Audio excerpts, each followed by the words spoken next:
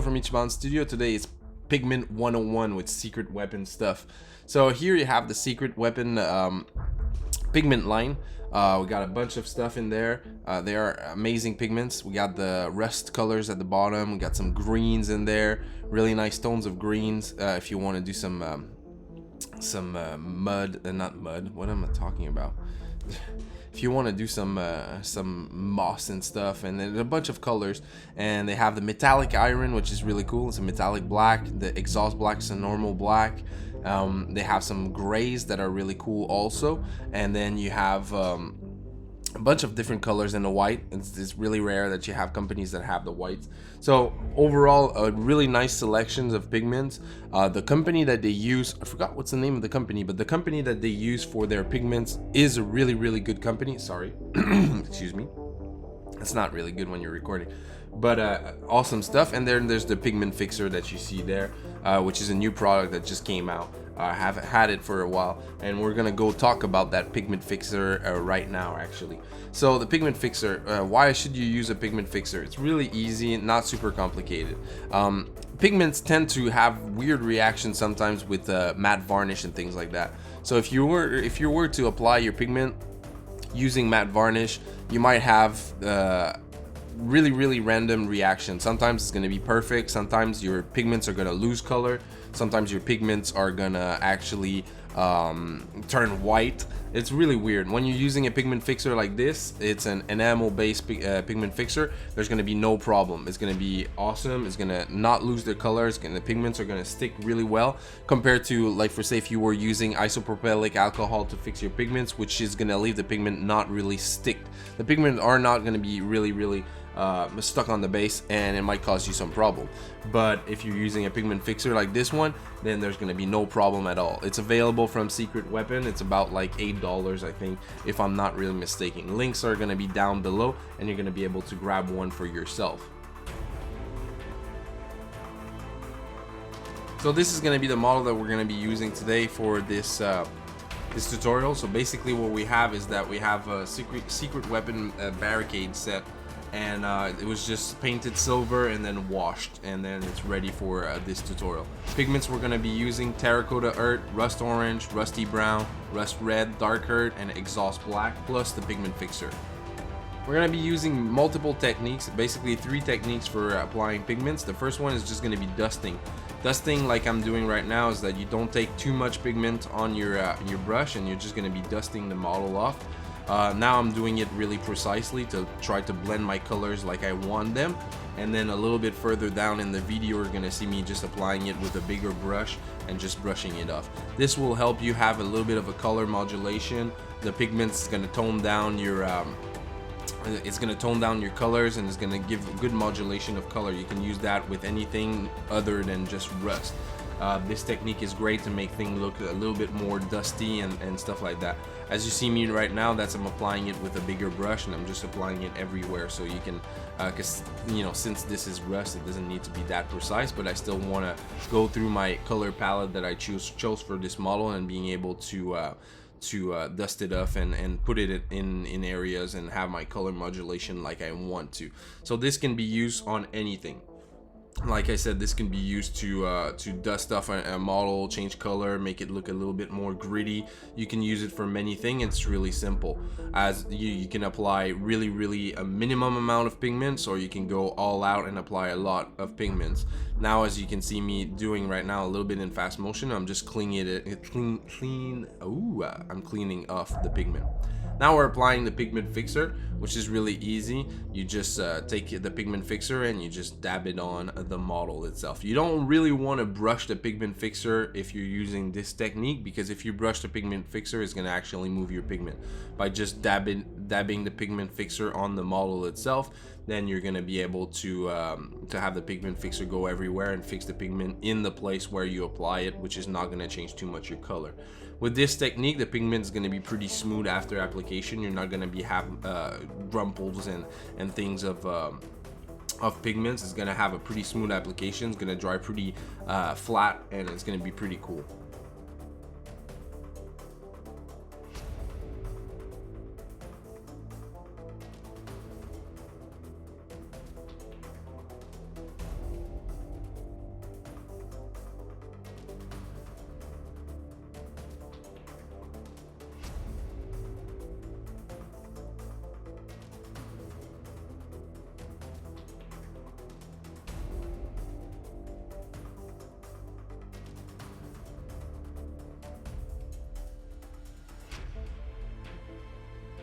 Once you're finished applying your pigment fixer, you can take this pigment fixer dries really quickly, but you can take a blow dryer to accelerate this process, but be careful not to blow the air dryer where your pigments are. It's going to go flying everywhere. For this next technique, what we're going to be doing is we're going to want to have accumulation of the pigment itself to make it look more gritty and everything. So we are going to actually apply the pigment fixer first, and then we're going to go really heavy with the pigments itself, so that it's gonna leave a big layer. You want to try to modulate the colors, you know, as much as you can also when you're doing that, especially for rust, because if you apply only one color, it's just going to be a singular color on there. And then after that, you can take your pigment fixer and just go put it on areas where you can see that the pigment is not actually wet, and then that way, with this sort of technique, you're going to be able to achieve a really like gritty. You can do mud also effect with this way by tweaking the technique a little bit, but you're gonna have more of an accumulation of pigment, and looks like, you know, the rust, in this case the rust was eating away the pigment. You can see it in the pictures at the end of the video, the full effect there, but it's basically by applying your pigment fixer first and then applying the pigments themselves in heavy quantity in the areas where you have your pigment fixer.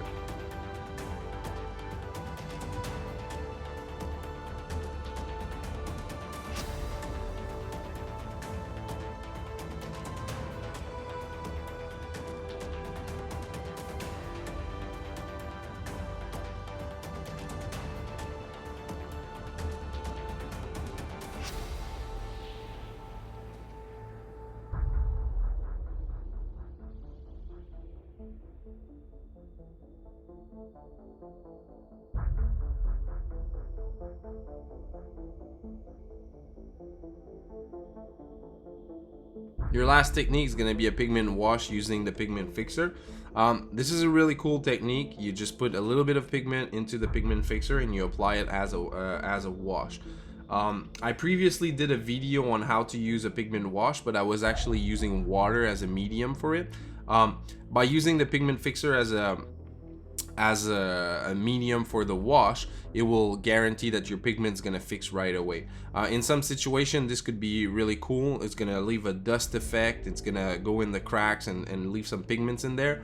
But in some other instances, it might be better to do a pigment wash using water, so you can control more the final effect. If you want more information on the water, using water as a medium for the pigment wash, you can just go click on the video that's appearing on the top of the screen right now, and then that will take you to another tutorial, which is show you how to use the pigment wash but using water as a medium and wide too.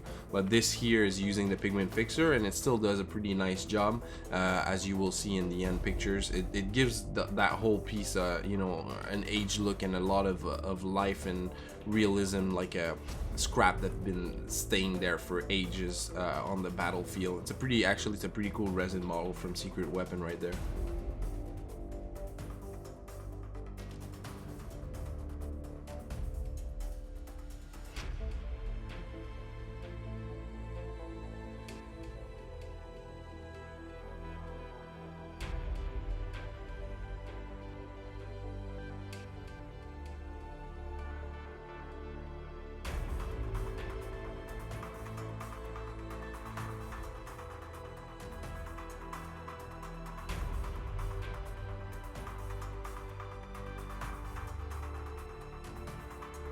We're all done. One last little thing before you finish is, like, you see my brushes. If you're using pigments, if it's the first time for you to use pigments or you're looking into getting pigments, keep brushes only for pigments, because they're really hard to clean and they're gonna get gritty and disgusting. Another thing is that keep your work area pretty clean. That's why there's a paper towel on the work area, and then when I'm finished, I'm taking my towel and I'm gonna you know, just make sure that all my balls are clear, because pigments get everywhere and it's really, you know, it's a dusty and dirty business. I'm also wearing an apron if you don't want to mess your pants. If there's some pigment powder that goes on your pants, they're gonna be done. So just keep your stuff clean and then you're gonna be all right.